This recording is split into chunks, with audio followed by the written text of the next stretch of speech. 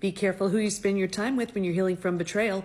Someone interviewed me yesterday and he was asking me all these questions about, of course, I'm talking about the 5 stages from betrayal to breakthrough. And I was talking about stage 3, and that's the stage where it is the most common place to get stuck.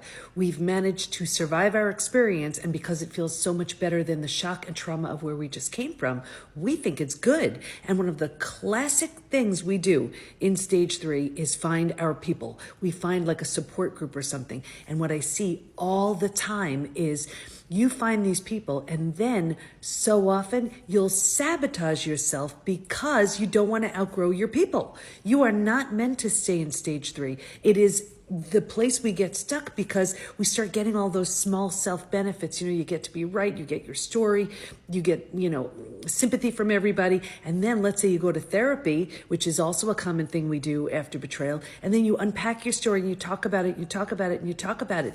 If that therapist isn't highly skilled in betrayal, you are rooting yourself to stage 3. And then it gets worse because then you're there for a long time. So you're thinking things, and then you start thinking, well, maybe I'm not that great. Maybe I deserved it. And now, because these are the thoughts you're thinking, well, this is the energy you're putting out. So like energy attracts like energy. And now you're calling all of these situations and circumstances and relationships and the misery loves company crowd. They come around now too. And then it's confirming this is where you belong. And then because you're so miserable, but you need to get through your day, you have to work, you have to feed your kids, whatever it is you have to do. Right here, we start numbing. We start using food, drugs, alcohol, work, TV, whatever it is. And then we do it for a day, a week, a month, a year, right? 10 years, 20 years. And this is why someone can be 20 years past their betrayal.